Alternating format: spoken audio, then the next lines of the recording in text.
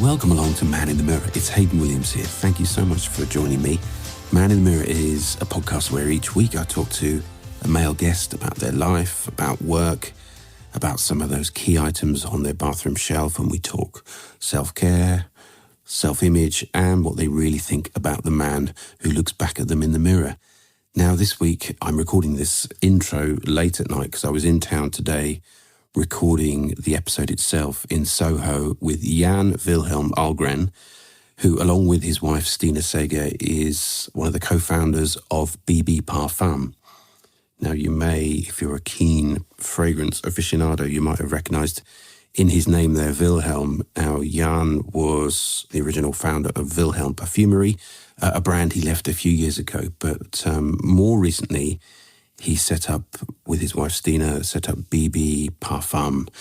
Now, I was lucky enough to meet both of them actually about a month ago as they were introducing the brand to the press and trying to, get some interest around the brand. So they were meeting some people here in London, and I was really fortunate to spend a bit of time with them to be introduced to the initial range. So impressed. Lovely. I had a really fun hour with them, actually. Sometimes you really just click with people that really interesting, really inspiring.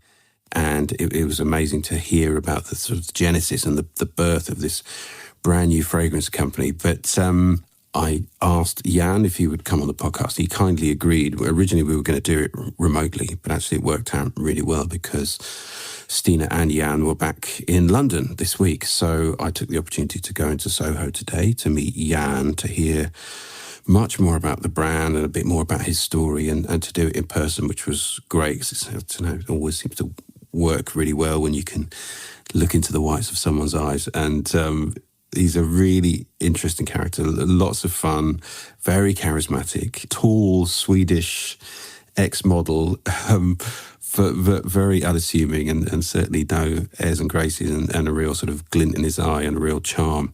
So I hope you're going to enjoy this episode where you can hear much more about the birth of a brand new fragrance label, which is launching this month, actually.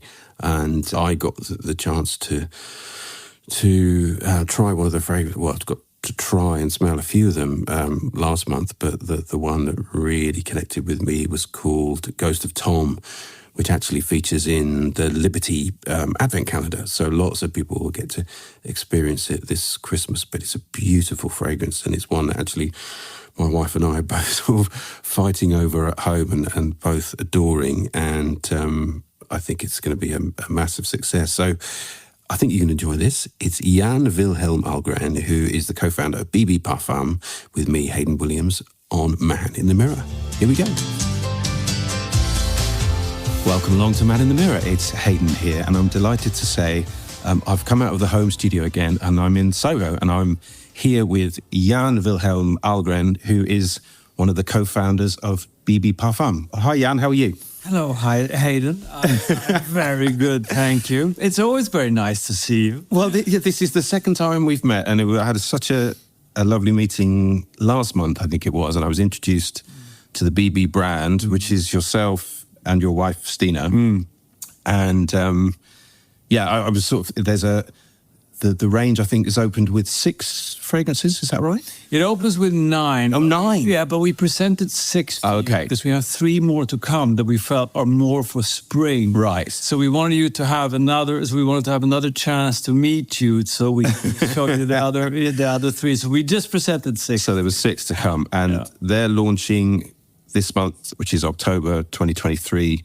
Is that a global launch, or certainly here in the UK? Yeah, we're at Liberty. Yeah, we're launching first at Liberty on October the 23rd, and we are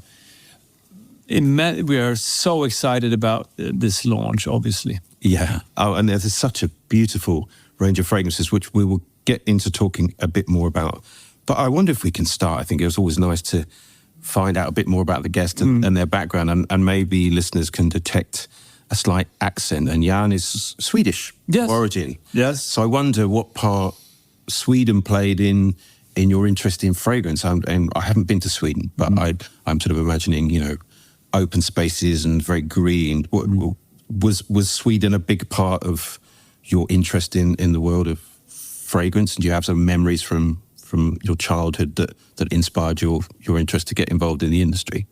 To get me involved in the industry, I don't know. I mean, I had my father and my grandfather was sort of, and especially my grandfather was sort of like a Cary Grant figure. Like, was he? Yeah, like very handsome, and he always took extremely good care of himself. He always smelled very, very good, and that trickled down to my dad, who is generally such a beautiful man. He doesn't have the same charisma as my grandfather, although he thinks. Do you tell him that? No, no, but he does. No, he does have. He has a charm too, and he's a very handsome fellow as well, and a wonderful father. I just became a father myself, and congratulations. Yes, it's 4. They're 4 and 2. But, okay. But still, they're little. They're little. Yeah. And there was one thing my dad said that I really that stuck to me. And he said, "You'll never know how much I love you until you have your own kids." And now I get what he means. Yeah, very true. Yeah. Sorry, I got off track there. No, just thinking about Sweden and the kind of smells and the kind of is it a very sort of outdoors? I imagine it's a very sort of outdoors. It's very outdoors. Culture. It's very fresh. It's very clean. But the interest came when I was in New York, and I was working. I was designing leather bags, and I wanted to scent them, and I wanted to find a specific scent that would go together with the design. And that's how I then met Jerome, perfumer, and that's when I got completely hooked. And I really found what I wanted to do, and I loved, since I'm a creative person, I love obviously design. Then I decided to create my own fragrance brand at the time, and where you can touch all elements, and you're like the beauty with. You're completely free. You can imagine whatever you want. Yeah. You can, you can do a fragrance on that. So, when you were in New York, you were designing bags, and this was about trying to scent the bags. Yeah, I wanted to find a specific scent for a specific design, so they would be recognized. Were you looking? Did you have something in mind? Like, I want it to be this? Not in the beginning. No, I was just more about like, how do I go about to find that they would have this scent that would just, fit with the design. Yeah. So I need to obviously meet a perfumer and to discuss with him and how can we make this happen. And how easy was that to do? It didn't work really. It was quite hard to, but then my interest came. Right. Of fragrance. Yeah. And I completely obsessed and hooked. So people might know of Vilhelm, which is your previous brand, which is obviously very successful and still available. But so how did the beginning of that brand come about? It was just you got hooked into the industry, and then did you meet a perfumer? And then I decided to create my own brand and started to work with fragrance that way. And that was really, then Vilhelm was, that was my grandfather's name. Right. And it's also my middle name and so on. Yeah. And it's a hugely successful brand, isn't it? That's very iconic and sells well around the world. But obviously, you've now moved to BIBBI Parfum. So tell me a bit about. I'm looking here in the room, and I can see these beautiful bottles. The glassware and the look and packaging is amazing. What's the inspiration for BIBBI? It's with your wife. Yeah. Well, it's BIBBI is a nickname of my wife, right? And so we're doing this brand together, and it's really a dive into her subconsciousness. So Stina, and her nickname then, BIBBI, when she meditates, that's where she draws all the inspiration. So she has these meetings, she has these scents, and all of that has to then to be translated into a scent and into the whole visual and the identity of the brand. So it's a very fun and creative way of working. When I met both of you last month and Stina was describing, I mean, it's a shame that she's not here, but when Stina was describing the inspirations of the scent, it does feel like it's such a personal thing, but that's the beauty of fragrance, I guess, in that then what's personal to Stina can mean something different to you or I, and she's created, or you both created this fantastic range. But it's just it's just such a pleasure to work this way, because every day I'm just amazed and I'm surprised, and it's also, since everything is really taking place in this state of mind, like all the inspiration from it. And there's been so many times when we're working on new scents and we're constantly, doing that, or new creations, where I think now we must have it, this must be it. No, that's not what she had in the state, and I can't even describe, but that's why. And I think you can feel that creativity, you can feel that coming out, everything in BIBBI. Was there a challenge in sort of communicating these ideas out to a perfumer and to design people and all that? That idea, someone's from a meditative state or almost sort of dreamlike, but was there a challenge in saying, to actually kind of construct it into certain fragrances, or did you all find that sort of exciting? It was, first of all, very exciting, and I think a very different way of working. I've never heard of fragrances done, in that way before. But I think it also helps a lot that Stina is also a graphic designer, so she has a very, very clear vision of how she wants everything to look and how she wants it to smell. But then, of course, it has to be interpreted, in the way that she likes. And it's also very different for me to work like this. Yeah. And when, I guess, Vilhelm was your brand, and it could be your baby, I suppose. Working with your partner now, how do the different roles evolve? Is it quite a sort of fluid thing, or do you take on specific tasks? Because obviously some of this, the initial ideas come from Stina and her meditation. Yeah. What's the interplay between the two of you, and who's doing what? I mean, are you both talking to perfumers, or does one of you do that? Or no, we both talk to the perfumer, and then also visually, it is really Stina who, since it's she who has, the picture of how she wants it. Yeah. It's sort of, we're just going back and forth, but it's really her, it's how can I say it? It's her idea that it has to become. Yeah. And I am there as sort of a sounding board, I suppose. Yeah, I guess so. And it's but it works very well, and I feel that we really, can take it further thanks to the way that we work, that we really push the boundaries, and we push each other to become better. It must or be. At least she pushes me to become better, because I feel I've developed so much, and I'm very, very grateful that she wants to do this. And it must be nice to work that way. And and I can imagine sometimes fronting a brand can be quite lonely, in that you have to make all the decisions yourself. But here you can work with your partner and bounce off each other, and sort of refine things and make them better. Absolutely. Yeah. And you worked with Jerome Epinette, who's become a friend. Yeah. Did he work across the whole he range? worked across the whole range. Yeah, and such a talented perfumer. Unbelievably talented. Incredible. Yeah, incredible. Yeah. So you've worked, I guess, over a long period of time. You must have developed a really strong relationship, and knowing which must be important working with a perfumer, right? I think so. But he's a very good listener.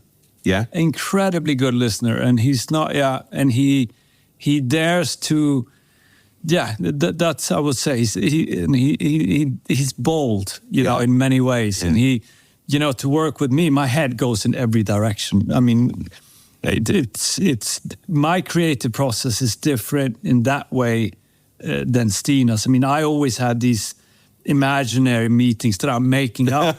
No, but I could imagine anything, that it's you and I sitting here, and then maybe Francis Bacon is sitting over there, and then Lucian Freud is sitting over there, and Michael is over there, and they had a love affair, Bacon and Lucian Freud. So then they're sitting here smoking and having a pipe, and then they're probably doing other things. So then that could become. And does Stina kind of rein this in a bit? Is she a bit more ordered? She's more ordered, but since it's just that, since it's so, I don't know how to explain it. It is. She's meditating. And after she has meditated, which she does a lot, I mean, she she developed her own practice, and she can. She spent time in Southeast Asia. Yeah, for 3 years on a remote island, and she really. So she's come very, very far. And can she just, I mean, excuse my ignorance, but can she kind of just drop herself into that meditative state? Transports herself. Could she sit here while we were doing this? Yes. And meditate? Yes, and I can't. I'm trying to... I get too distracted. Yes, and I probably have ADHD, I mean, to the max. I Do you think? Oh, yeah, most likely. I would be surprised if I don't. And so I've tried to now with meditation, and I've got inspired by that. Have you found that it's been helpful? Well, I yes, I cannot do what she does. I cannot, but I think I've become a little bit, found some kind of calmness inside there. Yeah. And now you're based in Paris, right? Now we're based in Paris, where we live with our 2 beautiful daughters. Yeah. We live in an apartment which has 180 colors. Right. We toned it down a bit because it looked basically like somebody had a psychosis was living there. It was, but we wanted our children to come to this world and to have a happy apartment. Yeah, it's just a rainbow of colors. A rainbow of colors. Why? So you're both Swedish. Both Swedish. From Malmö? No, I'm from a very small town up north called Hudiksvall. Right. And Stina is from another small town in Sweden. We ended up talking about Malmö. How did I end up? Last time we were here, because we were talking about the cardigans in Malmö. Oh yeah, Malmö. Yeah. Did you live there? We lived there. Yeah. We lived there for a while. I just kind of locked onto that because I'm a big cardigans fan. Yeah. Stina's from a small town. You wouldn't have heard about neither Hudiksvall or Laholm. No. You're right. I haven't. But you've chosen Paris. Is that more for a kind of work? Yeah, it's work related. You were in New York before? New York before, and then now in Paris. And I think from a creative perspective, Paris, you're constantly fed with it. Even if you don't enter into an exhibition, you see a sign of... and creativity and art. Yeah, so it's all around. You're always on. And I liked that feeling of being on or being in a flow where you're just in that mood mode of thinking. Yeah.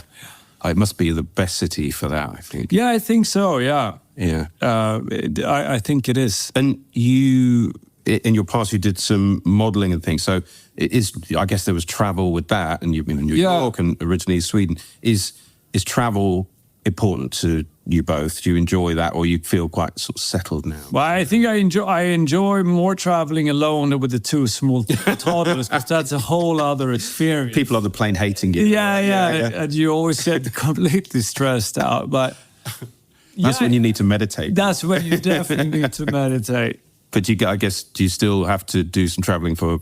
Obviously, we're here in London, but do you have to do much traveling around for BIBBI now? Now it's going to be a lot. We have been extremely fortunate to have an incredible distribution right off the bat. That's how you say it in English, right? Right off the bat. It's a good. Yeah, nice. Good. Get the idioms in. Trying. And so we feel very, very lucky about that. So it's going to be a global footprint, quite. We start first in Europe now, here for this fall, and then we are for 2024. We are widening the distribution, and then you'll have to go and wave at people and shake hands and go all over the place. Yeah, then we'll take them up in an air balloon and have some nice meetings. Nice. Yeah. So look, on Man in the Mirror, one of the things I like to do is just, because it's a male guest, and I think you would just talk a bit about products and morning and evening routines. And I guess for some people, there can be an extensive, 10-step routine before they leave the house, and some people have a more basic routine. But it's a nice opportunity to talk about products that people use. Obviously, fragrance is really important to you, Jan. But tell me about your morning routine. What do you? Well, you have certain products you use or you like? I've had very different. Well, in terms of products, not hot water directly when I wake up. It's a good one. Splash that in my face. Then I always have double espresso, not 1, maybe 2. It can happen. It goes up to 3. What I used to depending on the morning. Yeah. What I always used to do was actually always put on faulty towers. Did you? I didn't say that. So it was a bit of a weird. I had this morning routine where I would have faulty towers and I would have my espresso. Do you love John Cleese? Yeah, I love the Monty. Yeah, I love because there actually isn't many Faulty Towers episodes, is there? No, isn't there like 12 or something? Yeah, that's it. So I mean, I know them by heart, and you've got John Cleese's height. Yeah, I do. That's funny. So you. That was actually have a coffee and watch Faulty Towers. Faulty Tower to start off the morning, and yeah. Did you do a whole episode? Yes, it would then just sort of like in the background. I mean, people found it a bit annoying to have it on all the time, but it's actually that was one of my morning's routines. And then they have changed somewhat, but that hot water comes back, and I should maybe go back to the Faulty Towers. It's always worth a watch. I think. It is. It's a good show. So, but from your modelling days, I mean, maybe I'm wrong to think, you'd have to take great care of your skin and your face. But did you ever get into, which still looks great, by the way, but you didn't feel like you had to get into certain products, or you didn't get slavishly into certain moisturizers and toners? Well, I wish I could say yes. No, you don't. No. No, it's honestly, it's just as interesting, and I mean it. I just find it interesting because I'm nosy, like what people's routines are, whether it's, soap in the shower and hot water and an espresso, or honestly, some people have said, I cannot leave the house for an hour because, like, if a cab's coming, I'm screwed because there's this 10-step thing of I've got to do the double moisturize and cleanse, and I guess there's everything in between. Yeah, I think I'm definitely to the lower end of that, but I think it's interesting. Yeah, and I think, honestly, I've been also sent a lot of stuff. So I've always trying just different things, whatever it is, but I don't have anything specific in terms of that. And you've got, and listeners won't be able to see it, maybe if there's a picture on the socials, but you've got a sharp moustache and a kind of a bit of what do we call that bit? It's not a goatee because it's just it's just the tip of the chin. I had to stop shaving this today. I was here in Soho House. They were seeing me here in the mirror before, so I didn't really have time to shave. Yeah, you were telling me about this. You just did a hot water, and then I took blade, and then I did. But I have to work on my moustache, though. I think it's a good one, though. You think so? You like it? Yeah. Thank you. It's a bit kind of rock star, dare I say. You think? Yeah. Yeah, I think so. Yeah. Like you could be in the Killers. Yeah, it's not a Clark Gable one, is it? No.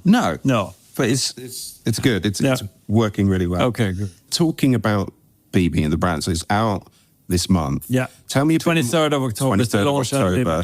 Yeah. And within, it's worth saying as well, it's in the Beauty Advent Calendar this year, isn't it? Yeah. It Ghost of Tom. Yeah. It's in the Beauty Advent Calendar. Ghost of Tom. Yeah. Yeah, and I should say the Ghost of Tom, when I got to try some of the fragrances last month, Ghost of Tom was my favourite. You liked it. Wearing today, but yeah, that kind of fresh tea note, and I think there's some apple in there, I think, and bergamot. Yeah, really, really good. So that's the one that's going to feature as a kind of smaller size in the Liberty Advent Calendar. Yeah, that's in the Liberty Ad. What do they put, like 10 mil in there? Yeah, 10 mil. Yeah, I guess that's a really good way to. It's a great way to like start. A drug dealer, sort of give a small amount first, Absolutely, but Liberty have always been tremendously supportive and. Absolutely. There's a big old Wilhelm. They still have that. I believe. Yeah. And they've always been very supportive, and they're very fun to work with. And they always have a reputation of trying, being the sort of tastemakers for new brands, and they'll take a chance, won't they? Absolutely. I mean, they did that with me. I mean, I was completely unknown, and they gave me a back wall and a counter, and I was a brand new Was that brand. the first place that you were in? Yeah. In London? I was the first place I ever launched. Was it? Anyway, it was Liberty, yeah. And how did that come about? Did you just come and pitch it yourself, or? Yeah, I met through my distributor in the US who knew, what's his name? Not Ed Sheeran, Ed Burstell. Yeah, Ed Sheeran. No. They don't look at all Ed Burstell. Very nice man. And I met him in New York, and he smelled the fragrances, and a couple of meetings then with my American distributor at the time, Sandy Burroughs, who... Yeah, and then that's basically how I got in, and they believed in the project, and the same now with BIBBI. So they're going to put a nice little stand together for? First we're having a temporary location, and then we are getting our permanent bigger space in, I think it's February or March, which great. They really love the concept, and we're just so glad, both me and Stina, they took it on. And I think it was certainly the case with the Vilhelm, and even more so with the BIBBI Parfums, the design and the look and feel of it. It's obviously something that's important to Stina and yourself. Do you use a certain sort of designer for the bottles? Because they've got this beautiful, there's a kind of vintage sort of classic look to them, like they could be on some beautiful dresser in the 30s or something, yet at the same time there is a kind of modernity to them in terms of the bottle cap, and it is beautiful. So it is the designs. I mean, obviously with Stina's got an interest in design, so it feels like it's a big part of the brand as well. I mean we've designed this ourselves, and we felt, both of us, it was very important, since BIBBI also has a very futuristic approach in many ways, also in terms of our the photography is great as well. It's really interesting, really resting blue photography, and it's slightly blurred. It's very artistic. And I feel also we're working with people from the gaming industry. Oh, are you? So we will do all our films, because all of the stories will have a short film to it, and they are done by people from the gaming industry, and it's a very fun way for Stina and I to direct them to these short little movies, because they're technically brilliant, what they can do. And it must be an interesting challenge for them. So each fragrance will have a little film. Have a little film to them. So that's a fun way of working. We felt also with this approach, it was very important to have something a little bit sort of, there's a vintage feeling to it. Will give some... The glass has that, familiarity. Doesn't it? Stripes and but I must say, I mean, Stina is a brilliant designer, and all credit to once. They look stunning, and I always feel sometimes that I feel bad. The logo, I'm very okay. The way she did the logo, I think, is fantastic. And it's very clean as well. Yeah, it's very clean. I don't know. Sometimes I think, I shouldn't care so much about the aesthetics of fragrance, but it is important that the tactility of it, and how the design that a brand uses and how it looks on the counter or the shelf is kind of important. It's part of the theatre of it, I suppose. Yeah, so we want to bring people in. And I think when you see this, you get drawn to it. I think so. Yeah, it's really stunning. And also the back wall later in our furniture is I feel very, very proud of. Yeah, I really look forward to seeing those films as well. I think it sounds like a really interesting way to approach it. And the collection, it's so I've done been part of a lot of fragrances, and it's the best I've ever, what I've experienced, that I've been part of in creation, and to be part of that, I'm very, very proud of that as well. Well, people should definitely check out. I'm sure they will find a favourite amongst the opening 6 with more to come.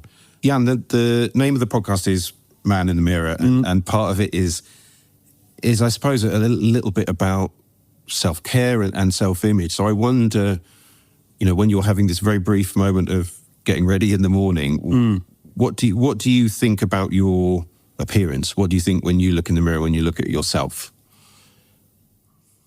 I feel very lucky when I look myself in the mirror. Because of your face all your life. Yeah. So I always, if I'm a bit down, I always take a look at myself in the mirror. And then I cheer myself up. Yeah, it always cheers myself up. No, I'm joking. No, when I look myself, I try to really always have an approach of walking this earth with light feet and not take things too seriously. And I've learned that this comes from my mom. Yeah? Yeah. So she was kind of humorous. I would say so. She has a very lovely approach to life and to really enjoy it. And I would say one of my strengths is I enjoy life. I have a good time, and I'm tremendously blessed. Yeah, and I suppose, every way. Yeah, and also if you're having the good fortune to work with things like fragrance, which are beautiful things, it would be a shame, wouldn't it, if you didn't enjoy that? I mean, how amazing to get to do the things you do and to have your own brand. No, and and just to come, if you come to our home, you will see it's basically. Is that an invite? Well, yeah. If you are in Paris, please come by because you will find so many. Tomorrow morning. Yeah, Jan and Stina. No, but you are more. Get the coffee on. No. Coffee and faulty towels. Absolutely.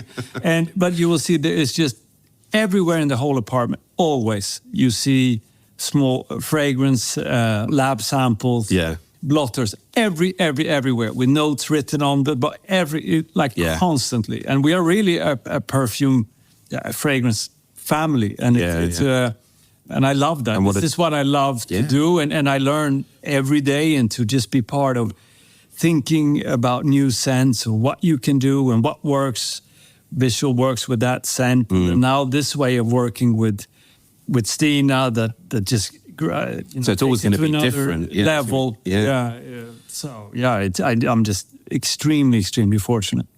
And I mean, going back to my final thing on appearance, going back to modelling days. I mean, say this light approach you have, I definitely sense that. But when you're doing modelling as a job, does it necessitate that you have to take your looks serious? Like, I can't imagine sort of male models and things. You think of Zoolander and people that are very, which I don't see in you at all. But when people are paying you to wear nice clothes and for your looks, does it make you? Do you have to think about your appearance more, or and look after yourself, or look after the face, or not a concern? When I did it, it was just to get extra money, right? And there was never a career. I don't think many male grow up and say, what do you want to do? I want to be a male model. Yeah.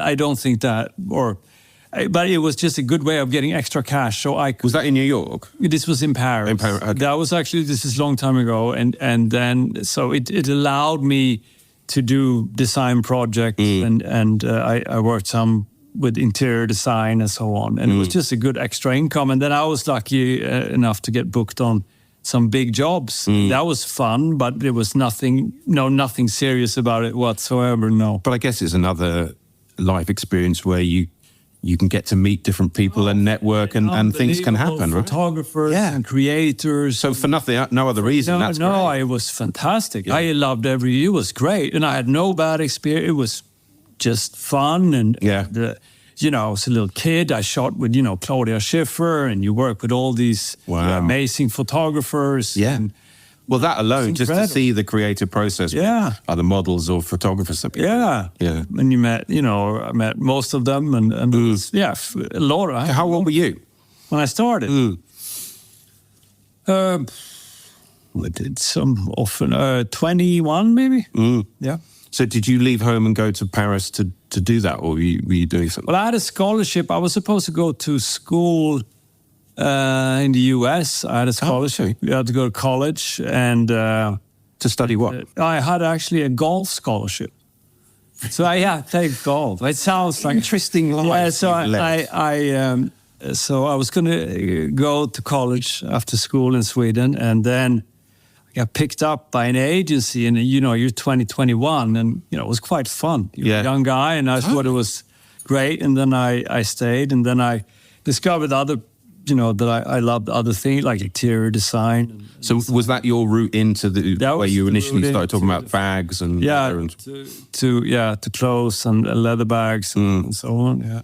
So it's a good, there are always these things that come along are sort of helpful doors to the next thing, aren't they? Yeah, and then came the fragrance, and that's where I found home. Yeah, definitely. Oh, I love that. Yeah.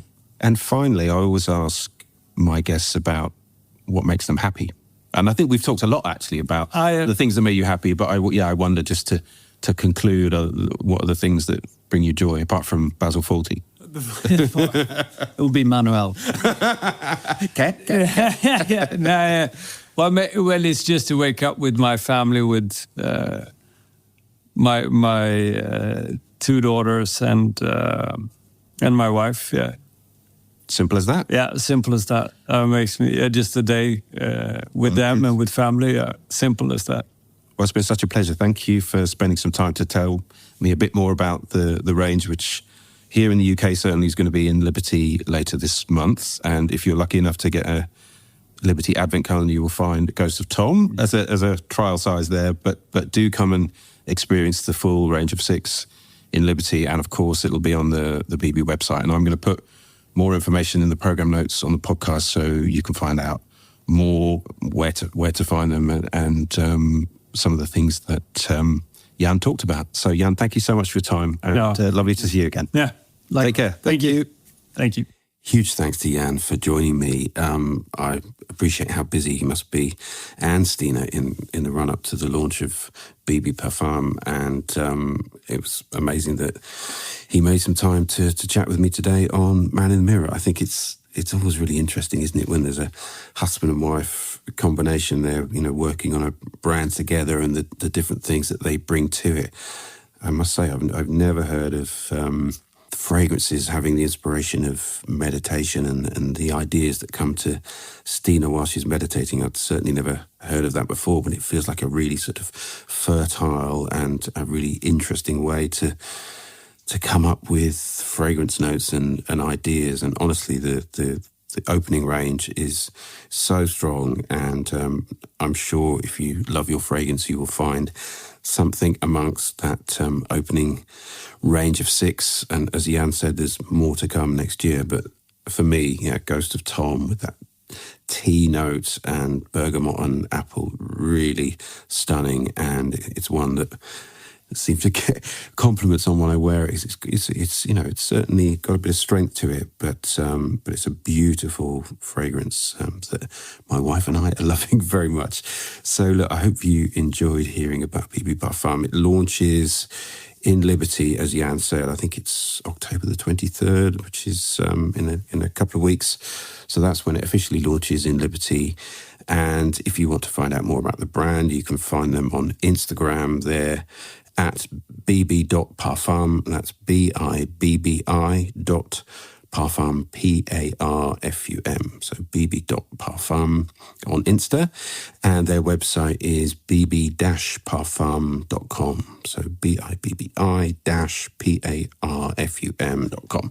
bibbi-parfum.com, where now I think it's a kind of holding page, but I'm sure in the coming weeks it will have full retail offering, and you'll get to see lots more. And as we talked about in the chat, the visual language and the packaging and the bottle is so beautiful, and there's a really strong language and an identity with what they're doing with BIBBI Parfum. So it will certainly be very striking in store, but made all the better because the contents of the bottles are so good as well. And Jan was so much fun, a really interesting character, and I love the fact that he said he used to get up and drink his espressos and watch Fawlty Towers. So who knew? I didn't expect him to say that at all. So there you go. That was Jan Vilhelm Ahlgren. If you want to find out more about Man in the Mirror, you can find me on Instagram at Man in the Mirror Pod. You'll be able to find information about previous guests, and it's where I tease what's coming up next and future guests. So there's a whole ton of previous episodes from the previous 5 seasons. So if this is the first time you've checked out the podcast, please do. I'd love you to go back and discover some of the back catalogue. Thanks to Jan for joining me. Thanks to you, as always, for listening. I really appreciate it, and I'll see you next time on Man in the Mirror. Take care.